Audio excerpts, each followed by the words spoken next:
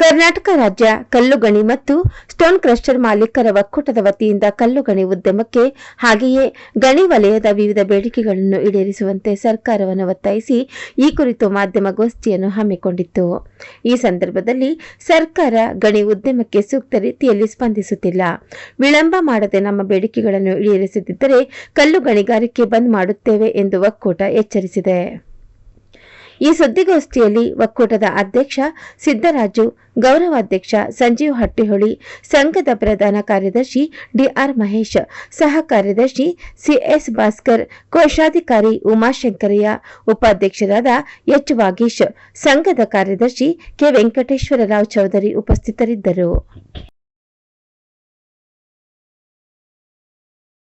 Sir, ಸಾಧಾರಣ ಕಟ್ಟಡದ ಕಲ್ಲು ನಮ್ಮದು ಗಣಿಗಾರಿಕೆ ಅಲ್ಲ.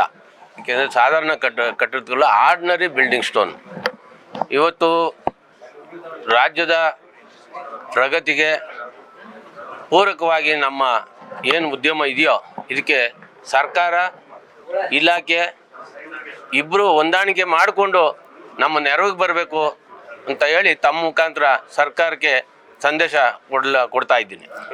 ಕ್ರಷರು ಹಾಕಿದ್ದಂಥ ಈ ಸರ್ಕಾರಿ ಜಾಗ ಅನುಪಯುಕ್ತವಾದಂಥ ಜಾಗ. ಅಲ್ಲಿ ಹುಲ್ಲು ಬೆಳೆಯಲ್ಲ, ದನನೂ ಮೇಯ್ಸೋಕ್ಕಾಗಲ್ಲ. ಅಂಥ ಜಾಗದಲ್ಲಿ ನಮಗೆ ಕ್ರಷರ್ ಹಾಕಕ್ಕೆ ಕೊಟ್ಟಿದ್ದಾರೆ. ಆ ಜಾಗ ಸಮದಟ್ಟು ಮಾಡಿಕೊಂಡು ನಾವು ಲೈಸೆನ್ಸ್ ತೊಗೊಂಡಿದ್ದೀವಿ. ಹೆಚ್ಚುವರಿ ಮೆಟೀರಿಯಲ್ ಏನು ಇವತ್ತು ಸರ್ಕಾರದಲ್ಲಿ ಡೆವಲಪ್ಮೆಂಟ್ ಆಕ್ಟಿವಿಟೀಸು ನಡೀತಾ ಇಲ್ಲ. ಆ ಮೆಟೀರಿಯಲ್ ನಾವು ತೊಗೊಂಬಂದು ಎಲ್ಲಿ ಹೊರಗಡೆ ಸಾಗಿಸಿದ್ರು ಪರ್ಮಿಟ್ ಕೇಳ್ತಾರೆ ಅಂತೇಳಿ ನಾವು ಅಲ್ಲೇ ಪಕ್ಕದಲ್ಲಿ ಹಾಕಿದ್ದಕ್ಕೆ ಇವತ್ತು ಲೋಕಾಯುಕ್ತರಿಂದ ಇಲಾಖೆ ವರದಿ ಕೊಟ್ಟು ನಮಗೆ FIR ಮಾಡಿ ಇವತ್ತು ಕೇಸ್ಗೆ ಸಿಕ್ಕಾಕ್ಸ್ತಾ ಇದ್ದಾರೆ. ಇದನ್ನು ತಪ್ಪಿಸಿ ಹೆಚ್ಚುವರಿ ಜಾಗ ಇದ್ದರೆ ಅದಕ್ಕೆ ಜಿಂದಾಲ್ ಮಿತ್ತಲ್ನವ್ರಿಗೆ ನೀವು ಏನು ಕೊಟ್ಟಿದ್ದೀರೋ ಆ ಥರ ಭೂಬಾಡಿಗೆ ನಾವು ಕಟ್ತೀವಿ. ಅದು ಅಡಿಷನಲ್ ಸಿಪಾರಮ್ಗೆ ತಾವು ಅಳವಡಿಸಿ ನಮಗೆ ಅನುಕೂಲ ಮಾಡಿಕೊಡ್ಬೇಕು ಅಂತೇಳಿ ತಮ್ಮ ಮುಖಾಂತರ ಕೇಳ್ಕೊಳ್ತಾ ಇದ್ದೀವಿ. ಸರ್, ಹೋರಾಟ ಮಾಡ್ತೀವಿ. ಈಗಾಗಲೇ 3,000 ಕ್ರಷರಲ್ಲಿ 1,800ರಿಂದ 2,000 ನಡೀತಾ ಇದೆ. 1,000 ಕ್ರಷರು ವಾಲಂಟರೀಸ್ ಆಗಿ ಮುಚ್ಚಿದ್ದಾರೆ. ಈ ಕಿರುಕುಳಕ್ಕೆ ಬೇಸತ್ತು ಈಗ ಸಂಪೂರ್ಣವಾಗಿ ನಾವು ನಿಲ್ಲಿಸ್ಬಿಟ್ಟು ಒಂದು ದಿವಸ ಹೋರಾಟ ಮಾಡೋಕ್ಕೆ ನಾವು ಮುಂದೆ ಸಜ್ಜಾಗ್ತಾ ಇದ್ದೀವಿ. ಸ್ಟಾರ್ಟ್ ಮಾಡಲ್ರಿ? ಓಕೆ. ಕಟ್ಟಡ ಕಲ್ಲಿನ ಪರವಾನಗಿಗಳು 2 ಥರ ಇದೆ. ಬೇಸಿಕಲಿ ಈ ಸಾದಾ ಕಟ್ಟಡ ಕಲ್ಲಿನೊಳಗೆ ಒಂದಿರ್ತಕ್ಕಂಥದ್ದು ಸರ್ಕಾರಿ ಭೂಮಿಯಿಂದ ಪಡಿತಕ್ಕಂಥದ್ದು ಬಂದು, ಇನ್ನೊಂದು ಪಟ್ಟಾ ಜಮೀನಿನಿಂದ ತೆಗಿತಕ್ಕಂಥದ್ದು ಬಂದು. ಪಟ್ಟಾ ಜಮೀನಿನಿಂದ ತೆಗಿತಕ್ಕಂಥಕ್ಕೆ ಸರ್ಕಾರದಿಂದ ಕೊಡ್ತಕ್ಕಂಥ ಕಲ್ಲುಗಣಿಗೆ 2 ಸಮಾನಾಂತರವಾದ ರಾಯಲ್ಟಿಗಳನ್ನು ವಿಧಿಸಿದ್ದಾರೆ. ಅದಕ್ಕೆ ನಮ್ಮ ವಿರೋಧ ಇದೆ. ಮೊದಲನೇದು ಫಸ್ಟ್ ಬೇಸಿಕಲಿ ಅದೇನಾಗಿದೆ, ಅಲ್ಲಿ ಸ್ವಂತ ಮಾಲೀಕತ್ವದ ಜಮೀನು ಇರ್ತದೆ, ಅಲ್ಲಿಂದ ಎಕ್ಸ್ಟ್ರಾಕ್ಟ್ ಮಾಡ್ತಾರೆ. ಇಲ್ಲೇ ಸರ್ಕಾರ ಕೊಡಮಾಡ್ತದೆ. ಅದಕ್ಕೂ ಇದಕ್ಕೂ ಕೂಡ ವ್ಯತ್ಯಾಸಗಳಿಲ್ಲ, ಬದಲಾವಣೆಗಳಿಲ್ಲ. ಅದಕ್ಕೆ ನಮ್ಮ ಪ್ರಮುಖ ಬೇಡಿಕೆ ಏನಂದರೆ ನಮಗೆ ರಾಯಲ್ಟಿಯನ್ನು ರದ್ದುಪಡಿಸ್ಬೇಕು, ಇದನ್ನು ತೆಗಿಬೇಕು ಅಂಥೇಳಿ. ಇದು ಸ್ವಂತ ಭೂಮಿ ಇರೋದ್ರಿಂದ ಸ್ಪಷ್ಟವಾಗಿ ನಮ್ಮ ವಿರೋಧ ಇದೆ ಸರ್ಕಾರಕ್ಕೆ. ಅದರ ಜೊತೆಗೆ ಇಲ್ಲಿ ಮೈನಿಂಗ್ ಅಂಥೇಳಿ ಹೇಳ್ತಾರೆ. ನಮ್ಮದು ಆ್ಯಕ್ಚುಲಿ ಕ್ವ್ಯಾರಿಂಗ್ ಮಾಡ್ತಕ್ಕಂಥ ವ್ಯವಸ್ಥೆ. ನಾವು ಮೈನಿಂಗ್ ಮಾಡೋದಿಲ್ಲ. ಮೈನಿಂಗ್ ಅಂತಕ್ಕಂಥದ್ದು ಅಂಡರ್ಗ್ರೌಂಡ್ ಹೋದಾಗ ಮಾತ್ರ ಮೈನಿಂಗ್ ಅಂತ ಬರ್ತದೆ. ನಮ್ದೆಲ್ಲ ಸರ್ಫೇಸ್ ಕ್ವ್ಯಾರಿಂಗ್ ಅಂತ ಇರ್ತದೆ. ಅದಕ್ಕೆ DGMSನವ್ರು ಏನು ಹೇಳ್ತಾರೆ, ನೀವು ಅದು ತೊಗೊಳ್ರಿ, ಇದು ತೊಗೊಳ್ರಿ, ಲಿನ್ ನಂಬರ್ ತೊಗೊಳ್ರಿ ಅಂತ ಹೇಳ್ತಾರೆ. ಲಿನ್ ನಂಬರ್ ತೊಗೊಳ್ಳೋದು ಅವಶ್ಯಕತೆ ಇಲ್ಲ. ಅದ್ರಾಗ LC10 ಅಂಥೇಳಿ ಒಂದು ಪರ್ಮಿಷನ್ ಇದೆ ಸ್ಪಷ್ಟವಾಗಿ. ನೀವು ಅಗ್ರಿಕಲ್ಚರ್ ಪರ್ಪಸು ಮತ್ತು ಸಾದಾ ಕಟ್ಟಡ ಕಲ್ಲನ್ನು ತೆಗಿಲಿಕ್ಕೆ, ಕ್ವಾರಿ ಮಾಡಲಿಕ್ಕೆ ಆ ಲೈಸೆನ್ಸ್ ಮುಖಾಂತರ ಬ್ಲಾಸ್ಟಿಂಗ್ ಮಾಡ್ಕೋಬಹುದು ಅಂತಕ್ಕಂಥದ್ದು ಭಾಳ ಸ್ಪಷ್ಟತೆ ಇದೆ.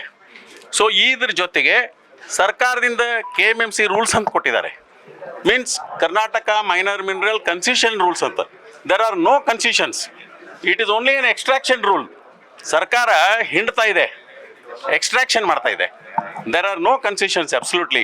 ನಾ ಹೇಳೋದು ಯಾವುದೇ ಪಕ್ಷ ಇರಲಿ, ಹಿಂದಿದ್ದಂಥ ಪಕ್ಷ ಇರ್ಬೋದು, ಈ ಪಕ್ಷ ಇರ್ಬೋದು, ನಾವು ಪಕ್ಷಾತೀತವಾಗಿ ಈ ವ್ಯವಸ್ಥೆಯನ್ನು ವಿರೋಧಿಸ್ತೇವೆ. ಇದಕ್ಕೆ ಸರ್ಕಾರ ಕಣ್ ತೆರಿಬೇಕು. ಇಲ್ಲದೆ ಹೋದರೆ ಮುಂದಿನ ನಿರ್ಮಾಣಗಳಲ್ಲಿ ಇದಕ್ಕೆ ಉಗ್ರವಾದ ಒಂದು ಪ್ರತಿಭಟನೆ ವ್ಯಕ್ತ ಆಗ್ತದೆ.